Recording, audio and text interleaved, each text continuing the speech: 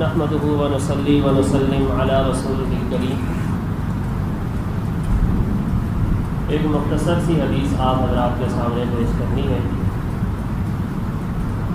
آپ صلی اللہ علیہ وسلم نے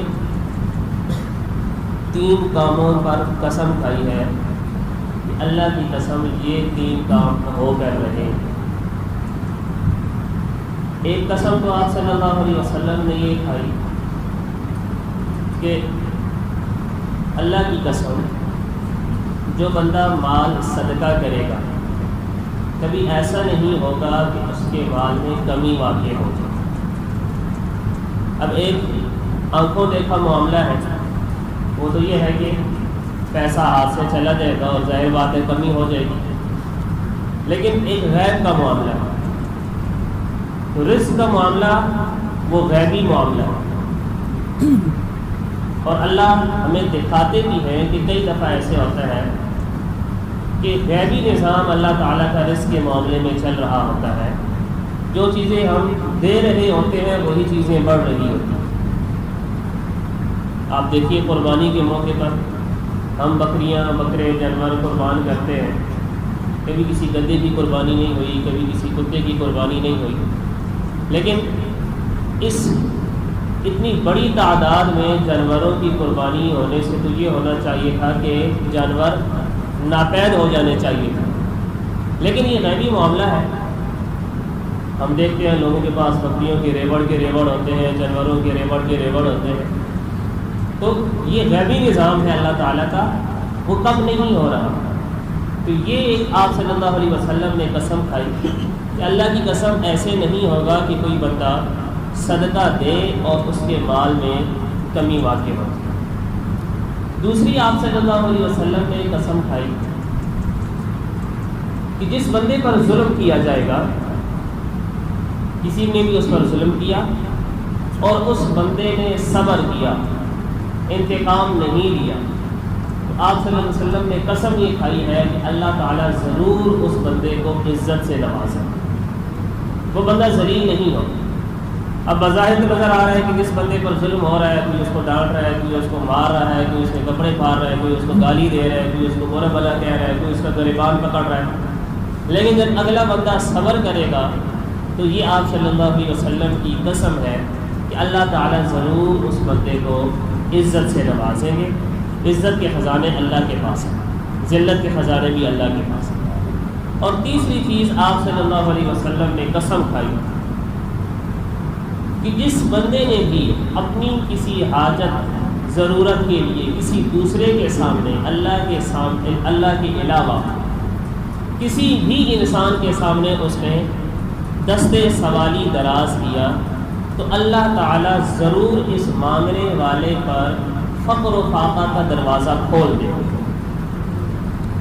اب بظاہر تو یہ نظر آ رہا ہے کہ میں اسے مانگوں گا، یہ مجھے 150,000 میری حاجت ضرورت پوری کر دے گا، لیکن آپ صلی اللہ علیہ وسلم کی قسم یہ ہے کہ اللہ تعالیٰ ضرور اس بندے پر فقر و فاقہ کے دروازے کھولے۔ اس لیے آپ دیکھ لیجیے کہ جتنے بھی مانگنے والے ہیں جو بازاروں میں چلتے پھرتے ہمیں مانگتے نظر آتے ہیں، تو ان کا فقر و فاقہ بڑھتا ہی رہتا ہے، اگرچہ پیسہ بہت ملتا ہے لیکن فقر و فاقہ ضرورت حاجت ان کی بڑھتی ہی رہتی ہے۔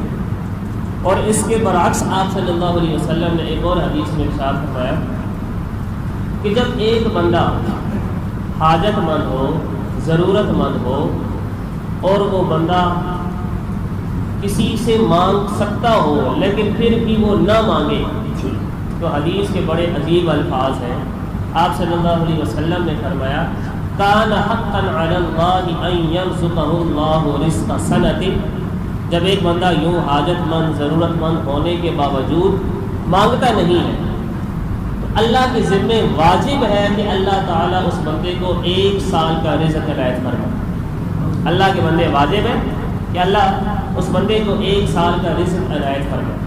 اللہ تعالیٰ نے فرمایا کہ وَيَرْزُقْهُ مِنْ حَيْثُ لَا يَحْتَسِبُ، اللہ ایسی جگہوں سے بھی دے دے گا کہ جہاں سے اس کا وہم و گمان بھی نہیں ہوگا۔ ایک میں نے بڑا عجیب واقعہ پڑھا، ابن عقیل رحمۃ اللہ علیہ ایک شخص گزرے ہیں، انہوں نے اپنا واقعہ لکھا کہ میں بڑا حاجت مند تھا، ضرورت مند تھا، میں بیت اللہ میں حرم میں طواف کر رہا، پرانی بات ہے، تو حرم میں طواف کرتے ہوئے مجھے ایک بڑا قیمتی ہار ملا،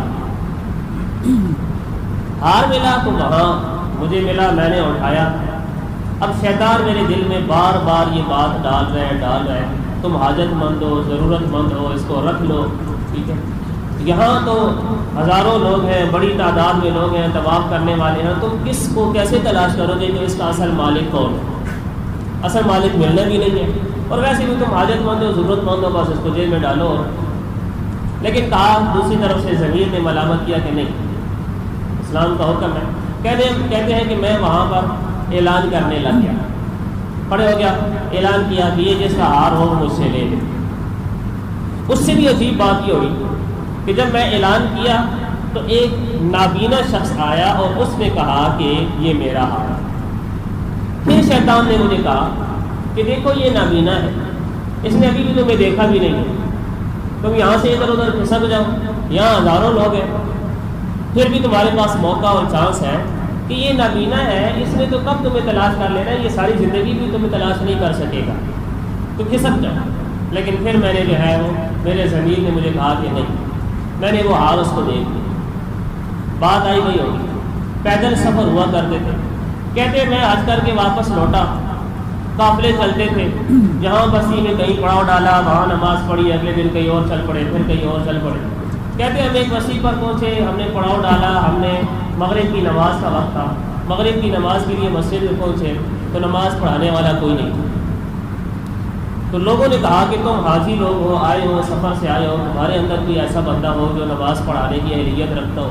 تو لوگوں نے مجھے کہا کہ آپ نماز پڑھائیں۔ میں نے نماز پڑھائی تو لوگوں کو اتنی میری وہ نماز پسند آئی کہ ان لوگوں نے کہا کہ ہمارے جو امام صاحب ہیں وہ ابھی فوت ہو گئے، کچھ وقت گزرا ہے، آپ یہاں کے امام بنتے ہیں۔ کہتے ہیں میں بھوکے کو 2 روٹی، مجھے اور کیا چاہیے تھا، میں ویسے ہی حاجت مند ضرورت مند تھا۔ میں نے کہا ٹھیک ہے، میں یہاں کی امامت قبول کروں۔ میری امامت وہاں پر شروع ہو گئی۔ کہتے ہیں کہ تھوڑا عرصہ گزرا، انہی لوگوں نے، اسی محلے والے لوگوں نے یہ کہا کہ ہمارے جو پہلے امام تھے وہ پہلے امام فوت ہو چکے ہیں اور ان کی ایک بیٹی ہے، بیچاری یتیم ہے، تو آپ اس سے نکاح کرنا۔ تو میں ویسے ہی حاجت مند ضرورت مند تھا، تو میں نے اس نکاح کی حامی بھی بھری۔ نکاح ہوا تو میں جب اپنی بیوی کے پاس گیا تو میں کیا دیکھتا ہوں کہ وہ ہار جو مجھے بیت اللہ میں ملا تھا وہ ہار میری بیوی کے گلے میں، جو ہار مجھے بیت اللہ میں ملا تھا وہ میں دیکھتا ہوں کہ وہ میری بیوی کے گلے میں۔ تو میں نے بیوی سے پوچھا یہ ہار تمہیں کہاں سے ملا؟ یہ تو وہ ہار تھا کہ جو مجھے بیت اللہ میں ملا تھا۔ تو وہ بیوی میری مجھے کہنے لگی کہ اللہ تعالیٰ نے میرے باپ کی دعا قبول کر لی۔ میں نے کہا کیا؟ کہنے لگی کہ میرا باپ جب سے حج سے لوٹ کر آئے تو میرے باپ اللہ تعالیٰ سے یہ دعا کیا کرتے تھے کہ اے اللہ تعالیٰ اس جیسا بندہ میری بیٹی کے رشتے کے لیے نصیب کرنا۔ جو بندہ وہاں پہ جس نے مجھے ہار واپس کیا تھا، اے اللہ اس جیسا بندہ مجھے میری بیٹی کے رشتے کے لیے نصیب فرما۔ تو اللہ نے میرے باپ کے مر جانے کے بعد میرے باپ کی دعا قبول کی۔ تو آپ دیکھیے کہ کیسے اللہ تعالیٰ نے اس بندے کے لیے رزق کا انتظام فرمایا۔ تو یہ آپ صلی اللہ علیہ وسلم نے فرمایا ہے کہ جب ایک حاجت مند ضرورت مند بندہ وہ جب کسی کے سامنے دستے سوالی دراز نہیں کرتا تو یہ اللہ کے ذمے واجب ہے کہ اللہ اس کو 1 سال کا رزق نصیب فرمائے۔ تو اللہ ایسے اپنے خزانوں سے نصیب فرماتے ہیں۔ تو یہ آپ صلی اللہ علیہ وسلم کی 3 قسمیں ہیں کہ صدقے سے مال کم نہیں ہوتا، صبر کرنے سے، ظلم برداشت کرنے سے عزت میں کمی نہیں آتی بلکہ عزت میں اضافہ ہوتا ہے۔ اور تیسری چیز یہ کہ مانگنے سے، دستے سوالی دراز کرنے سے فقر و فاقہ، غربت، تنگدستی کا دروازہ کھلتا ہے، بند نہیں ہے۔ اللہ تعالی ہمیں عمل کی سمجھ کی توفیق نصیب فرمائے۔ الحمدللہ رب العالمین والعاقبۃ للمتقین والصلاۃ والسلام علی